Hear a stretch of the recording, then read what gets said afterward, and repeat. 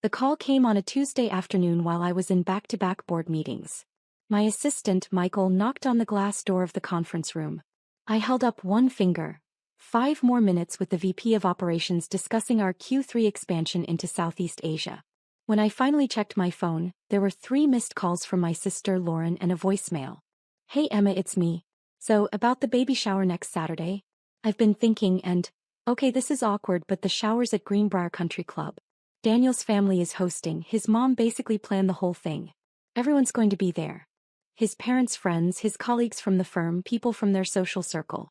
And I just think, given where you are right now with the whole startup thing and everything, it might be better if you sit this one out. You'd feel uncomfortable anyway. All the other guests are, established. You know what I mean? Anyway, call me back. Love you. I played it again. Given where you are right now. You'd feel uncomfortable. Established. I set my phone down carefully and returned to my meeting. An hour later, Lauren texted. Lauren, did you get my message? Me, yes. Lauren, so you understand, right? It's not personal. Daniel's family is they're very particular. His mom keeps talking about how elegant everything needs to be. Target clothes and startup stress just wouldn't fit the vibe. I stared at that message. Target clothes. Lauren. Plus mom said you've been so busy with work you probably don't have time anyway. This way you don't have to feel obligated. Me, okay. Lauren. Thanks for being cool about this. I knew you'd get it. I'll send you pics. I sat in my corner office on the 52nd floor of downtown Chicago, overlooking Lake Michigan, and tried to remember the last time Lauren had asked me a single question about my work. Let me paint the picture. I'm Emma Chin, 34 years old, founder and CEO of Catalyst Financial Technologies. We're a fintech company specializing in algorithmic trading platforms for institutional investors. Current valuation, $3.2 billion. Revenue last year, $480 million. Employees, 650 across 4 countries. I started Catalyst 7 years ago in my studio apartment with $22,000 in savings and an algorithm I'd been developing since grad school at MIT. My family's reaction? That's nice, honey. When are you going to get a real job? Lauren is 2 years older. She married Daniel Whitmore 3 years ago. Daniel's a corporate attorney at his father's firm, Whitmore and Associates. Very old money. His mother, Victoria Whitmore, sits on museum boards and charity committees. Their family has a wing named after them at Northwestern. Lauren became exactly what Victoria wanted. Polished, proper, pregnant with her first grandchild. Me. I was the embarrassment. At Lauren's wedding, Victoria had introduced me to her friends as the other daughter, the one who's trying to start some little computer business. At Thanksgiving last year, Daniel's father asked what I did. Before I could answer, Lauren jumped in. Emma's in tech. She's still figuring things out. I just closed a $180 million Series C funding round. Forbes had called me for an interview. I'd said nothing. Because I'd learned something important. My family didn't need to know. They decided who I was when I dropped out of my finance job at Goldman Sachs to start Catalyst. You're throwing away a 6-figure salary for a pipe dream, Dad had said. You'll be back begging for your old job within a year. That was 7 years ago. I hadn't been back. The thing about building a company in silence is that you get very good at compartmentalizing. At family dinners, I nodded while Lauren talked about Daniel's latest case and their country club membership. I smiled while Mom bragged about Lauren's interior decorator and their home renovation. I listened while Dad explained how Daniel was really going places at the firm. And then I went back to work and built an empire. Catalyst's first client was a mid-sized hedge fund willing to try anything to improve their algorithmic trading efficiency. Our platform increased their returns by 23% in the first quarter. Word spread fast in that world. Within 2 years we had 15 institutional clients. Within 4 years 50. By year 6, we were managing algorithmic trading for some of the largest investment banks and hedge funds in the world. The Wall Street Journal called us the quiet revolution in fintech. Bloomberg named me one of their 50 people who changed finance. Fortune put me on their 40 under 40 list. My family saw none of it. Not because I hid it, because they never asked. At Christmas 2 years ago, I'd mentioned in passing that we were expanding to London. Oh, that's exciting, Mom had said. Is that expensive? Starting an overseas office. We raised $90 million to do it, I'd said casually. She paused. 90 million? Yes. Well, that's very impressive, honey. She changed the subject 30 seconds later to ask about Lauren's new dining room set. After that, I stopped mentioning work at all. My world became divided. The professional world that knew exactly who I was and the family world that had no clue. Until last month, when the Wall Street Journal released their annual Power Women in Finance issue. I was on the cover. The Wall Street Journal photographer spent 4 hours with me. They shot in our office in the trading floor in the glass-walled conference room overlooking the city. The final cover was striking. Me in a navy Tom Ford suit, standing in front of floor-to-ceiling windows with the Chicago skyline behind me. The headline, Emma Chin, the algorithm queen who's revolutionizing institutional trading. The article was 5 pages. It detailed Catalyst's origin story, our technology, our growth, our $3.2 billion valuation. It quoted our clients, CEOs of major investment banks calling our platform transformative.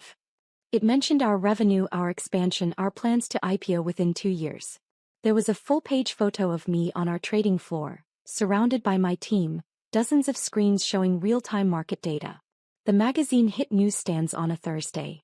My phone exploded with congratulations from clients, investors, colleagues, business school classmates. Nothing from my family. I checked the group chat. Mom had posted photos of Lauren's nursery renovation. Dad had shared an article about golf courses. My brother Kevin had posted a meme. No one mentioned the Wall Street Journal. Until Friday afternoon when Mom called. Emma. Honey. Carol from my book club just showed me the most amazing thing. You're on the cover of the Wall Street Journal. Why didn't you tell us? It just came out yesterday. But when did they interview you? This article says you have $1 billion company. 3.2 billion.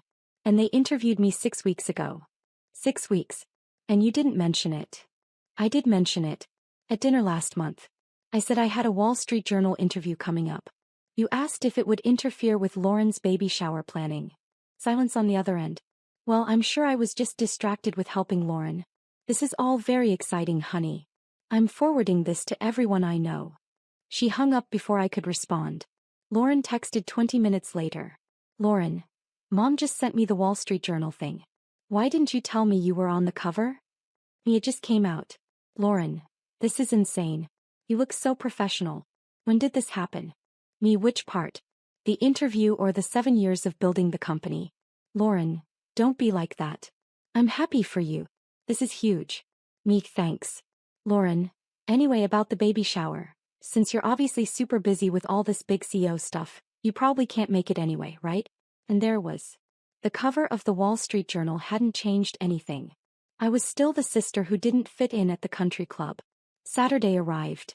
I spent the morning in the office reviewing our Q4 projections with my CFO, David Park. Catalyst was on track to hit $620 million in revenue. Our expansion into Singapore was ahead of schedule. 3 major investment banks were in active negotiations to triple their usage of our platform. You should be celebrating, David said. The Wall Street Journal cover, the numbers, everything. Why are you here on a Saturday? Where else would I be? I don't know. Living your life. You're 34 and worth $500 million personally. Maybe take a day off. I smiled. This is living my life. My phone buzzed. The family group chat. Mom had posted a photo from the baby shower. Lauren in a flowing white dress, surrounded by presents wrapped in pink and gold.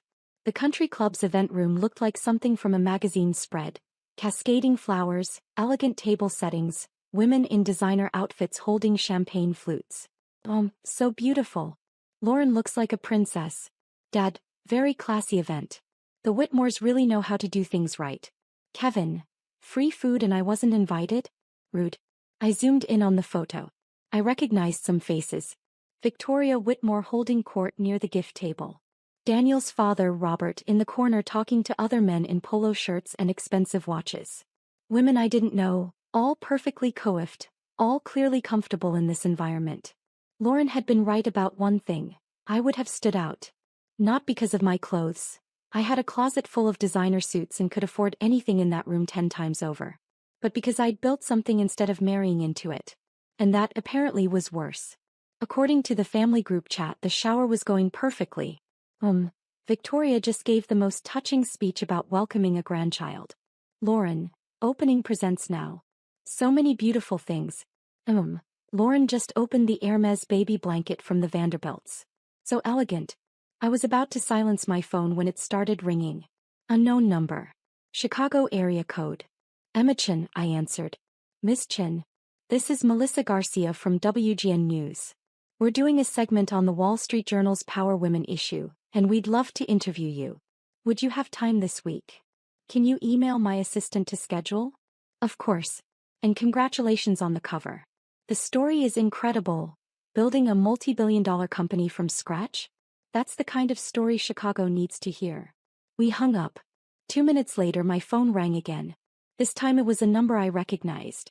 Victoria Whitmore. My heart stopped. I answered. Hello. Emma? Emma Chin. Her voice was sharp. Confused. Yes, Mrs. Whitmore? I'm at Lauren's baby shower. I was just showing my friend Margaret the new Wall Street Journal. She collects magazines. And there's a young woman on the cover who looks exactly like you. Imogen. Same name. CEO of some technology company. My mouth went dry. That's me, I said. Silence. I'm sorry. Victoria said. That's you? On the cover of the Wall Street Journal. Yes, ma'am. But Lauren said you work at a startup. That you're still figuring things out. I do work at a startup. My startup. Catalyst Financial Technologies. We're worth $3.2 billion. I heard a gasp on the other end. Then muffled voices. Someone asking what was wrong. Emma, Victoria said slowly, are you telling me you're the CEO of a multi-billion-dollar company and you didn't come to your sister's baby shower? Lauren uninvited me. She said my Target clothes wouldn't fit in with your social circle. More muffled conversation. Victoria's voice sharper now. Lauren, come here. Now. Then the call ended. My phone immediately exploded. Texts from numbers I didn't recognize. Missed calls from Mom. A text from Kevin. Dude, what is happening? And then 30 seconds later a call from Lauren. I answered. Emma. He was crying. Angry crying. Why didn't you tell me? Tell you what? That you're on the cover of the Wall Street Journal. That you're worth billions. That you're. Her voice cracked. Victoria's friend just showed her. In front of everyone. Everyone at my baby shower. And Victoria asked me why my incredibly successful sister wasn't here. And I had to say I uninvited you because I thought you couldn't afford to fit in and... She was sobbing now. I said nothing. Emma, I'm mortified. Daniel's entire family is asking questions. His mother is furious with me. She keeps saying you excluded your sister? The one on the cover of the Wall Street Journal. And everyone is looking at me like I'm... Like you're what? I asked quietly. Like you're someone who judged her sister's worth by her outfit instead of her achievements? That's not fair. Isn't it? I didn't know. You didn't ask, Lauren. Not once in 7 years did you ask what I was building. You just assumed I was failing because I wasn't married to money like you are. He made a choke sound. Please. Can you come? Can you come to the shower and fix this? Fix what? The fact that you're embarrassed? That's not my problem. Emma, please. I hung up. My phone didn't stop ringing for the rest of the day. Mom called 6 times. I let them all go to voicemail. Dad texted. We need to talk about this situation. Kevin texted. This is the most dramatic thing that's ever happened in our family and I'm so here for it. Daniel called. I answered that one out of curiosity. Emma. He sounded exhausted. I owe you an apology. For what? For not knowing who you are. For not asking. For letting Lauren. For letting my family assume. He trailed off. My mother is mortified. She's been telling everyone what an elegant event this was, how everything was perfect. And then she finds out she excluded someone who's achieved more than anyone in this room. I wasn't excluded by your mother. I was excluded by my sister. I know. And that's inexcusable. Lauren is, she's devastated. The shower basically ended after Victoria's friend showed everyone the magazine. Half the guests spent the rest of the event Googling you instead of focusing on the baby. Victoria is furious. She keeps saying Lauren embarrassed the family. Good, I said. Emma. Daniel, I don't want an apology from you. You didn't do anything wrong. You just married into a family that decided I wasn't worth their time. That's not. It is. And now they're upset because it turns out I'm worth more than they thought. But that doesn't change anything. I'm still the same person I was last week when Lauren uninvited me. The only difference is now they know my net worth. He was quiet. Tell Lauren I hope the rest of her shower was nice, I said. And congratulations on the baby. I hung up. That night I got an email from Victoria Whitmore. Dear Emma, I owe you an apology. A significant one. When I met you at Lauren's wedding, I made assumptions based on limited information. I understood you were in tech and still figuring things out. Based on those descriptions, I formed an opinion that was, I now realize, completely inaccurate and deeply unfair. Today, at what should have been a joyful celebration, I learned that you are not only successful but extraordinarily accomplished. The CEO of a multi-billion-dollar company. Featured on the cover of the Wall Street Journal. A pioneer in your field. And you weren't at the shower because my daughter-in-law told you that you wouldn't fit in. I am mortified. Not because you're successful, though that certainly adds to my embarrassment, but because a member of my family made you feel unwelcome based on superficial judgments. I would very much like to take you to lunch. Not to make excuses, but to apologize properly and to get to know the remarkable woman I should have made an effort to know 3 years ago. If you're willing, please let me know. With sincere regret, Victoria Whitmore. I read it 3 times. Then I wrote back. Mrs. Whitmore. Thank you for your email. I appreciate the apology. However, I need you to understand something. The issue isn't that your family didn't know I was successful. The issue is that your family and mine treated me as less than because they assumed I wasn't. If I was still working a startup that was struggling, would I have deserved to be excluded? If I was making $50,000 a year instead of running a billion-dollar company, would I have been worth less as a person? The answer is no. And until my family understands that, I'm not interested in lunch. Respectfully, Emma Chin. Sunday morning, Mom showed up at my apartment. I buzzed her up because refusing felt like more drama than it was worth. She walked in carrying a bakery box and looking 10 years older than she had last week. Emma, we need to talk. Okay. She set the box on my kitchen counter. Croissants from my favorite bakery, the one she usually said was overpriced, and turned to face me. Why didn't you tell us? She asked. About the company. About the money. About being on the cover of the Wall Street Journal. I did tell you. Multiple times.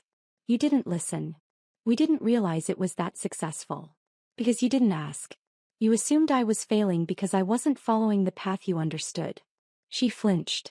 That's not fair. Mom, at Christmas last year I told you we'd raised $90 million. Your response was to ask if that was expensive and then change the subject to Lauren's dining room. I didn't understand what that meant. You could have asked. She sat down at my kitchen island, deflated. You're right. I should have. Lauren's life made sense to me. Marriage, home, baby. I understood that. Your life was all algorithms and funding rounds and things I didn't understand, so I stopped trying. And decided I was the failure. I never thought you were a failure. You told Lauren I was still figuring things out. You introduced me to your book club as the one in computers. You never once asked to visit my office or meet my team or learn about what I built. Tears rolled down her face. I didn't know it mattered to you. It always mattered. You just didn't notice. We sat in silence. Lauren is devastated, Mom finally said. The baby shower was ruined. Victoria's friends spent the entire event asking about you instead of celebrating Lauren. Daniel's family is furious with her. She's been crying for 2 days. I'm sorry she's upset. But I'm not sorry I didn't come to an event I was specifically uninvited from. She didn't mean it the way it sounded. Mom, she said my Target clothes wouldn't fit in with Daniel's family's social circle. She meant exactly what it sounded like. Mom's hands shook as she poured herself coffee from my French press. What do we do now? I don't know, I said honestly. I'm not angry. I'm just tired. Tired of being the one who doesn't fit. Tired of being the afterthought. Tired of building something extraordinary and having my own family not even notice. We notice now. Because it's public. Because the Wall Street Journal told you to notice. Not because you cared enough to ask. She had no answer for that. Lauren showed up that night. She looked terrible. Swollen eyes, no makeup, wearing sweats. Which was shocking because Lauren never left the house in sweats. Can I come in? She asked. I stepped aside. She walked to my living room and stopped looking around. Floor-to-ceiling windows overlooking the city. Modern furniture. Original art on the walls. The kind of apartment that cost $15,000 a month. I've never been to your place, she said quietly. You never asked to visit. I know. She sat on my couch. Emma, I'm so sorry. For what specifically? She took a shaky breath. For not knowing you.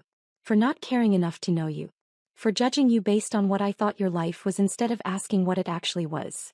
I sat across from her and waited. I thought you were struggling, she continued. I thought the startup thing was a phase. That you'd eventually give up and get a normal job. I thought I was ahead of you, married, stable, settled. And I liked feeling that way. Ahead of me. Yes. He started crying. I liked being the successful one. The one Mom bragged about. The one with the perfect life. And you were just the sister who was still figuring things out. Except you weren't. You were building something incredible, and I didn't even notice because I was so focused on my own life and my own success that I didn't bother to ask about yours. I said nothing. The baby shower was supposed to be perfect, Lauren said. Victoria planned everything. All her friends, all the right people, all the perfect details. And I wanted it to be about me for once. Not about you. So when Victoria asked if you were coming and I knew you'd probably show up in something simple and talk about work if anyone asked, I panicked. I told myself you'd be uncomfortable. That you wouldn't fit in. That it was better for everyone if you didn't come. You told me my Target clothes wouldn't fit in. She sobbed. I know. I know what I said. And I meant it. I meant it because I wanted one day where I was the successful sister, where people weren't asking about you or your career or your achievements.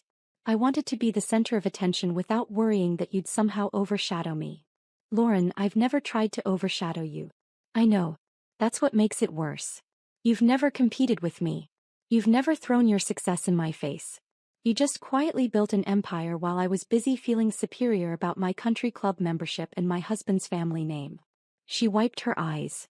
Victoria has barely spoken to me since the shower. He keeps saying I embarrassed the family by excluding you. Her friends have been calling Daniel asking to be introduced to you. Half of them want investment advice. The other half want to recruit you for their charity boards.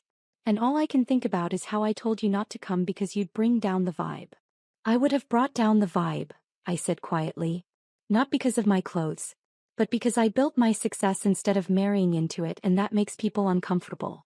That's not fair to Daniel. I'm not criticizing Daniel. I'm criticizing a culture that values proximity to success over actual achievement. Victoria's friends didn't care about me when they thought I was a struggling tech worker. Now that they know I'm worth $500 million, suddenly I'm worth knowing. Lauren was quiet for a long moment. What can I do? She finally asked. I don't know. I'm still figuring that out. Can we start over? Can I get to know my actual sister instead of the version I made up in my head? I looked at her. My older sister who I'd looked up to my entire childhood, who I'd wanted so badly to impress, who I'd eventually stopped trying to connect with because she'd made it clear I wasn't worth her time. Maybe, I said. But it's going to take time. And you're going to have to actually care. Not because I'm on magazine covers, but because I'm your sister. I do care. I should have cared all along. Yes. You should have. The Wall Street Journal cover changed everything and nothing. Investors called with congratulations. Clients wanted to expand their contracts. Competitors suddenly wanted partnerships. Bloomberg asked for an interview.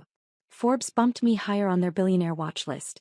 But at family dinner the next Sunday, which I reluctantly agreed to attend, nothing was actually different. Mom still asked if I was eating enough.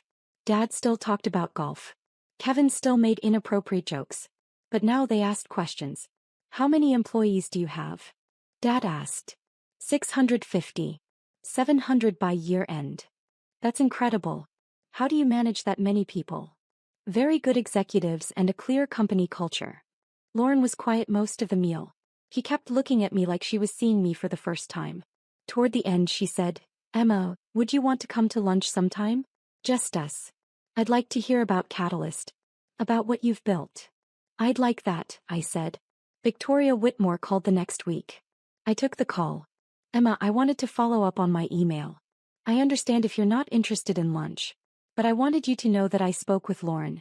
And with Daniel. And with my husband. And we all agree that we made a terrible mistake. Thank you for saying that. I also wanted to mention, I sit on the board of several nonprofits. Tech literacy programs, women in STEM initiatives, financial education for underserved communities. We'd be honored if you'd consider joining one of our boards. Not because you're successful, but because we need people who've actually built something to guide these programs. I paused. That was not what I expected. Send me the information. I'll review it. Thank you, Emma. I really would like that lunch. Not to apologize again, though I will. But because I'd like to know the woman my son's child will call Aunt Emma. That got me. Hey, I said. Lunch. 3 months later, I sat in a private room at Greenbrier Country Club, the same place that had been too elegant for me a few months earlier, having lunch with Victoria Whitmore. She'd arranged for the chef to prepare my favorite dishes. She'd done her research. I've been reading about Catalyst, she said. Your platform is revolutionizing how major institutions approach trading. The technology is remarkable. Thank you. I also read the Bloomberg interview. You mentioned starting the company because you wanted to prove that brilliant ideas could come from anyone, not just people from the right schools or the right families. That's true. She set down her fork. I'm one of those people who judges based on pedigree. Old money, right schools, proper families. I've been that person my entire life. I know. Lauren told me what she said to you. About Target clothes and not fitting in. It was unconscionable. But I think she learned it from me. From the way I talk about people. From the values I've demonstrated. I stayed quiet. I'm trying to do better, Victoria continued. I've started volunteering with one of the tech literacy nonprofits I mentioned. Teaching basic computer skills to low-income students. It's humbling. These kids are brilliant. They just haven't had the opportunities that Daniel had. That my family had. That's good work. It's the least I can do. Emma, I'd like you to meet one of the students. He reminds me of you. Brilliant. Driven. Building something from nothing. She's 14 and coding her own apps. I told her about you. She'd love to meet you. Something in my chest loosened. I'd like that, I said. Lauren's baby, a girl named Claire, was born in August. I was at the hospital. Lauren cried when she handed her to me. Emma, I want her to be like you, she whispered. Brave. Independent. Building things that matter. Will you teach her? Of course, I said, looking down at my niece. I'll teach her that success isn't about fitting in. It's about figuring out who you are and building a life that honors that. Even if it makes people uncomfortable? Especially then. The Wall Street Journal followed up with another feature 6 months later. Catalyst Financial goes public. Emma Chen's IPO values company at $7.2 billion. The family group chat exploded with congratulations. Mom printed the article and framed it. Dad added, "My daughter is on the Wall Street Journal," to his golf buddies' conversations. Lauren posted the cover on Instagram with a long caption about having an incredible sister she was proud to know. Victoria sent flowers to my office with a note. Congratulations on changing the world. Proud to know you. But the message that meant the most came from the 14-year-old student Victoria had told me about. Her name was Maya. Miss Chin, Mrs. Whitmore showed me the Wall Street Journal article. I'm going to build something like you did. Thank you for showing me it's possible. I wrote back. You don't need permission to be brilliant, Maya. Build your empire. I'll be here if you need advice. Because that's what I'd learned. The people who judge you by your clothes, your connections, or your perceived status don't matter. The people who see your potential and believe in your vision, those are your people. And sometimes, just sometimes, the people who dismissed you eventually realize what they missed. But by then you've already built something so extraordinary that their approval is optional. And that freedom, that's the real success.